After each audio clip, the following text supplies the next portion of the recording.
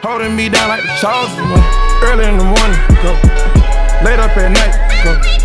Just be precise, Got a pack for the flight. Welcome back to Life of an FSO. And I wanted to hop on here real quick because I did kind of like throw some hats in my last video. Excuse me. I want to talk about two of them in particular. This one is the mentality snapback. It's a concept right now. A good friend of mine wanted me to do a custom for her, so shout out to Candace Walker. I just wanted to shout her out because she gave me an idea on this one, and I ended up doing one for myself. But for hers, she actually wanted the A style fitting hat, so it was a different style on the hat, on the STANG snapback, the 2026 version. But I did a 5-panel. So this is a 5-panel. And I call it the mentality snapback. So, if you want me to do this color, go ahead and let me know in the comments. Jump right in the comments. I could do one, sample if you want something like this, or a plethora of colors. They're all on Mustang Life 247.com. So go ahead and check that out. But again, back to her. I like this purple because, I'm sort of like a sneakerhead, and I got the, Laker 4s that came out like a couple months back. And I was like, you know what? I'm going to do a sample for you, but I'm going to get a sample for myself in the 5-panel. So I really like this one. It's that deep purple. I changed out the, letters up top. So from some of my old videos, you can see I had the red hat. Even this one, the letters up here are white. These are now gold. Couple of changes in that through the new logo on the inside. So if you can see the logo, if you've been on MustangLife247.com, or if you purchased any of the items from there, we got the new logo that's on the inside. So you still got that. We still have the QR code. So if you purchase something like the snapback, it essentially has a QR code on the inside that'll take you straight to the website. I love this deep purple. Again, I'm probably going to put something together for it, but this one's pretty dope. So that's the, mentality snapback. Let me know in the comments if y'all want me to drop this one on the website. Then we got another hat that was inspired by, he's one of my mentors. He kind of put me on with a lot of things. But at the same time, I consider him definitely a brother. Took me through the season on the Big 5 on the baton. And he was like, yo, you need to do a maroon snapback. And I'm like, I'm completely lost. I'm like, what are you talking about? So he looked at one of my previous episodes, and I was talking about how, you know, the good conduct medal. That's how you could spot a Mustang if they were previously enlisted, because officers don't get good conduct medals. So it was a teachable moment, is what he told me. But shout out to AP, Al Quinn Parker. You know what I'm saying? You inspired this one. And I definitely like the color scheme on this one. It literally matches the good conduct medal. So this is going to be the good conduct snap. I'm not sure if I'm going to release this. But again, just like this or the mentality snapback, if there's something that y'all want to see in the store, let me know in the comments, and we'll pull chalks on it and send down range. I don't know. That was kind of like a mix up. But anyway, I like this one. The deep maroon, it literally matches the good conduct medal. And again, on this one, I changed the gold, Sursum Ab Wardine up top. And, everything's pretty much the same. You know, QR code is in there. New logo is in there. For the next set of hats, that's forever going to be the, logo for the inside. So again, these are two snapbacks that I like. I'm doing some customs. You might see me out and about with them on. I really, like doing this. So.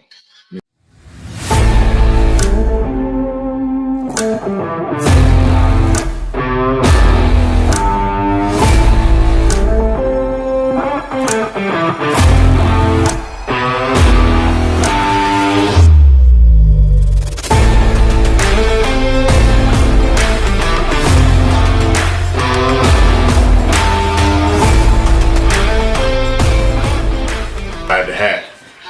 right, but back to this week. So I'm at work, I'm chilling, and the AL hits me up. And I'm like, what's going on, AL? How you doing? Good morning.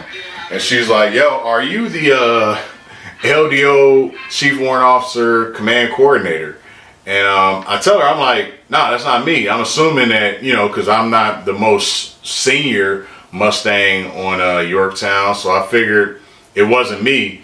But just so happens, one of the most senior department heads on base is actually getting orders, and then the next person after him, he's about to leave. So it kind of just like fell into my hands. So hey, you know. So anyway, we get back to the store. So we was on the phone and we chopping it up, and she's like, "Man, my phone going off." But so we turn that off. So we yeah, we on the phone and she tell me, she's like, yo, so nobody else is gonna be here. You gotta kind of be the LDO Chief Warrant Officer Command Coordinator, and I have a package here, you know, and it doesn't have a signature on it. So I go over and I look at it and I do my due diligence. It's not for my designator, it's for a different designator. And I take it and I start looking at things, and you know, I call the department head up for the sailor that's trying to put in this package. I'm like, hey, have this sailor come see me. And we sit down and I'm telling her, I'm like, yo, you know, I looked at the discrete requirements. I looked at what was kind of in your folder, which was like evals, special request shit, and it was missing a few things. And I'm like, you know, you don't have your PSR in here, your ESR, your PDR.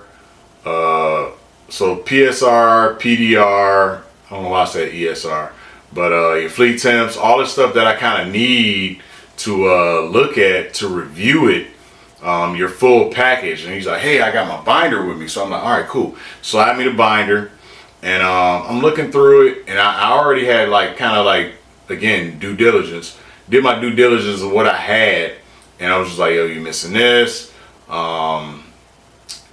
You know, looking at the discrete requirements on what you gave me from your evals, like you really don't have a lot of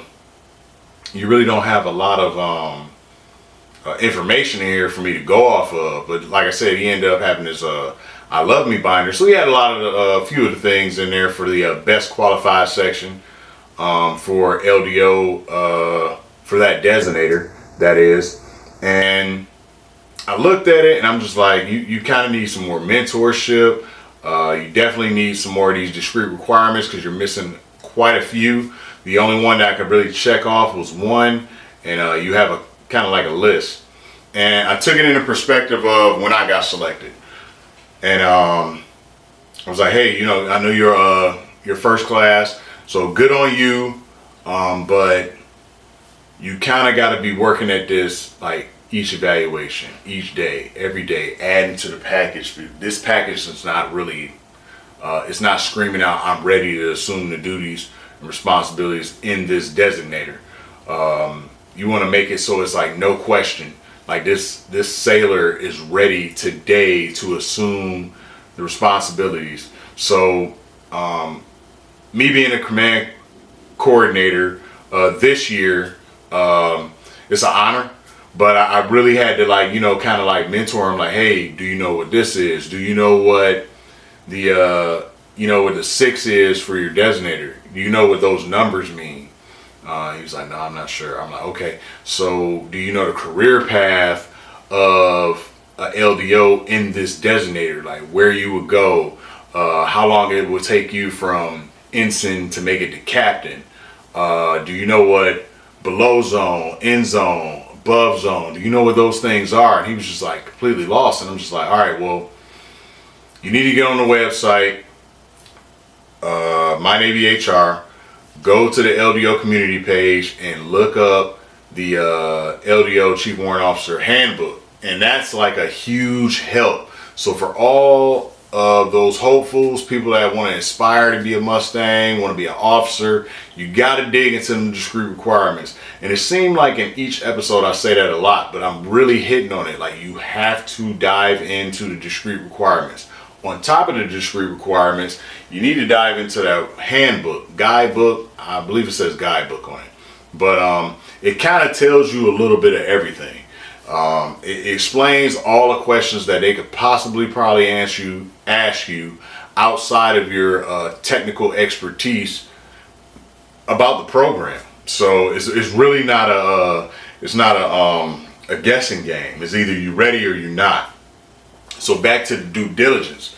I started looking at his package from the year previous, and I'm like, a lot of your appraisals are saying the same thing that I'm saying before I even seen it. Like, you need more mentorship, you need more of these discrete requirements documented.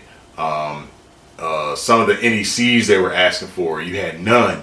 Like, so it's kind of a hard sell. Like, you're a great sailor, I don't get it twisted, but at the same time, you're not hitting the things they're looking for. Like, again, your package should be ready to go if you're going to sit down with other officers and get mentorship. Like, at a minimum, it should be a rough draft to where you just might need to polish it here and there and ask yourself, are you ready to assume those responsibilities and duties?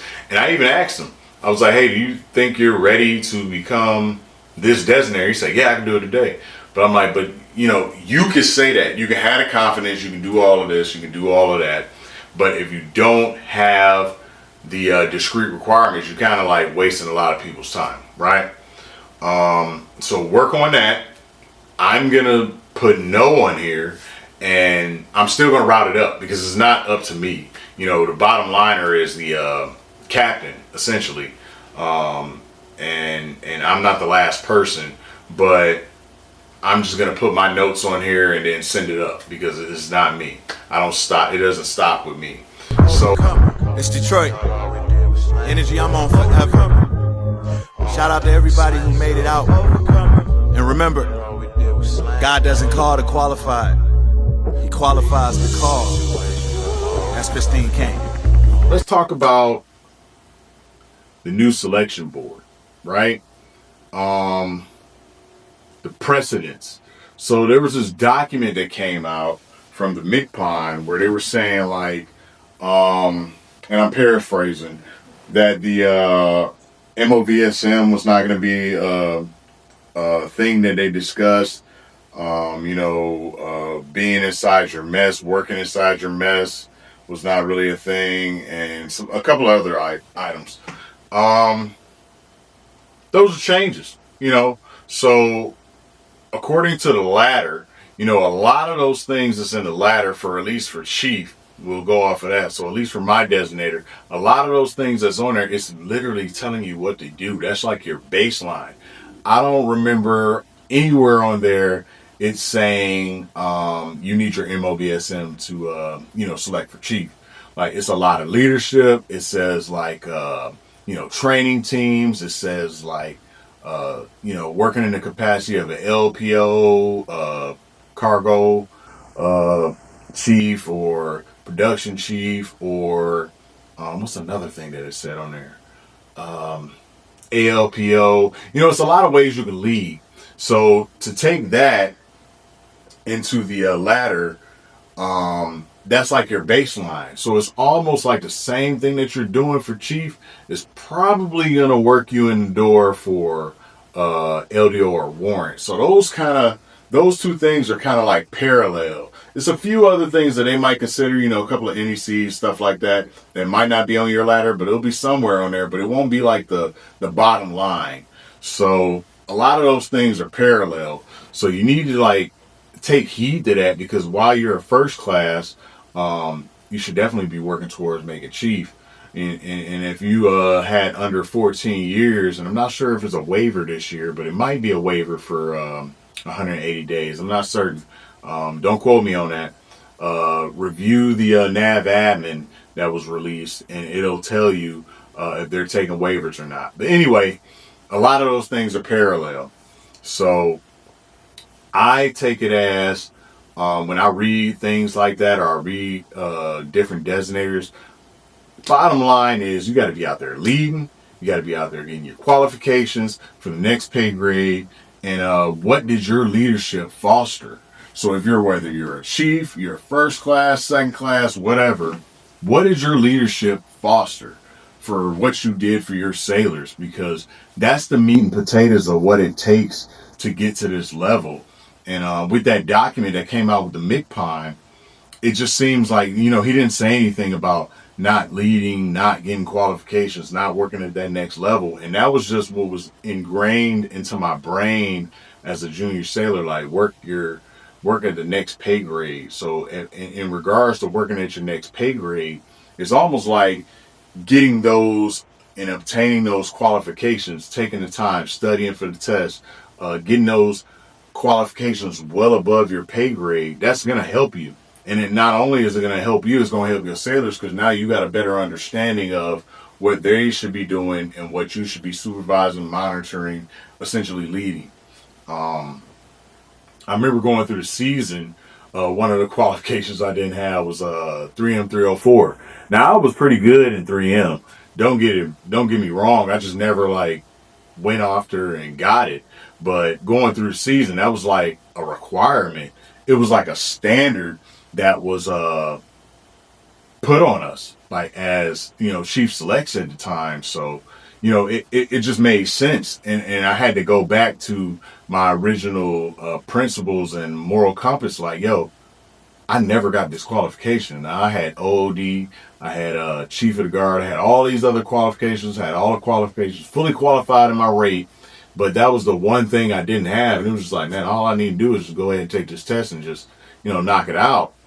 And I understood 3M. I was nice in 3M. I just never went after the qualification. But again, that chief mess put that on us. They put the heat on us during the season. Okay, not only are you going to get qualified, by the time y'all get pinned, everybody should be 304 qualified. You should be doing spot checks. You should be doing when we do what is that?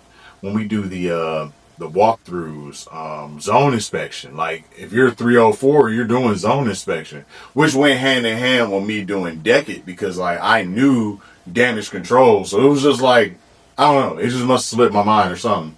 But I ended up getting it well before the season ended, and I could contribute to zone inspection and do all that, doing my part for the mess, doing my part for my sailors, and understanding what the DC fittings, and fixing a compartment for those compartment checks that we were essentially doing for zone inspection. So it just made you better. Holding yourself accountable and your counterparts holding you accountable. I don't really agree with the not documenting leadership through the mess that you're in, whether it's the chief mess or the first class mess or even second class mess for that matter. You're leading your peers. So for me, I just don't think that should have been taken away, but that's the MCPON guidance, and what can we do? We're holding a standard. And it's not saying that you can't do it. It's just saying that it won't be considered for selection boards. So I highly encourage everyone to still be a part of your mess, still do things, still lead your peers, still do those damage control, ATFP, medical training team, whatever. Lead your duty section, essentially working your chief or senior chief or whoever out of a job, because you're taking charge right there off top, and it shows what your leadership has fostered. So to bring that full circle, your leadership fostered these many qualifications. You did these many trainings for X amount of sailors, and that could be chief, senior chief, master chief, whoever's at your training, you trained them. So those are essentially what your leadership fostered. And if your division, department, or duty section is fully qualified in this PQS, that's a win. Not only is it a win for you, it's a win for the duty section.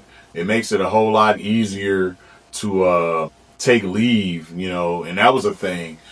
We didn't have, I remember where at one time I was a decade, but they needed me in the duty section to do scene leader. So on one hand, I'm scene leader, but I'm also decade. So it's like I know both sides.